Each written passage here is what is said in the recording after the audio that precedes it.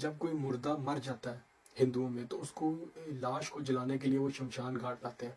ہندو مذہب میں عقیدہ پایا جاتا ہے کہ جب مردے کو دنیا میں جلا دیا جاتا ہے تو اس کو وہ دوزخ میں نہیں جانا پڑتا، جسے وہ نرک بولتے ہیں، وہ سیدھا ڈائریکٹ سورگ میں جاتا ہے، جنت میں جاتا ہے، اس کے گناہ وغیرہ کی سزا اس کو یہ جل کے مل جاتی ہے۔ اب جب وہاں پہ شمشان میں لایا جاتا ہے مردے کو جلانے کے لیے، تو سناتن دھرم کے جو سادھو ہیں وہ کیا کرتے ہیں کہ جو میت کے رشتہ دار ہوتے ہیں وہ جلانے کے بعد جب کھوپڑی جب اس کی پھٹتی ہے نا، اس میں سے کڑک کر کے ایک آواز آتی ہے، اس کے بعد وہاں سے چلے جاتے ہیں۔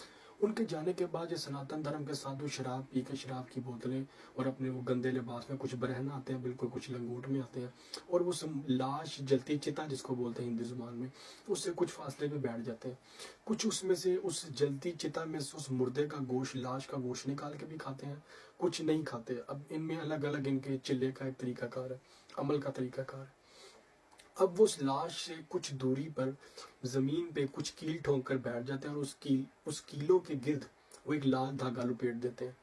اب وہ لال دھاگا لپیٹنے کے بعد وہ ایک دائرہ نما یا آپ ٹرائنگل کہہ لیں، جس طرح کی بھی وہ شکلیں بناتے ہیں، کچھ ستارہ بناتے ہیں، الگ الگ قسم کی شکلیں بناتے ہیں۔ زیادہ تر جو ہے یہ آپ لوگوں نے اسرائیل کے جھنڈے میں جو نشان دیکھا ہے، جیسے اسٹار آف ڈیوڈ کہا جاتا ہے، الگ الگ اس کو نام دیے جاتے ہیں، وہ ایک بیسیکلی ترسماتی شکل کا نام ہے۔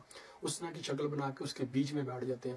کچھ بالکل ہی چورس بناتے ہیں، 4 کیل ٹھونک کے، کچھ 5 ٹھونکتے ہیں، الگ الگ ان لوگوں میں اپنی ایک طریقہ کار استعمال کیا جاتا ہے۔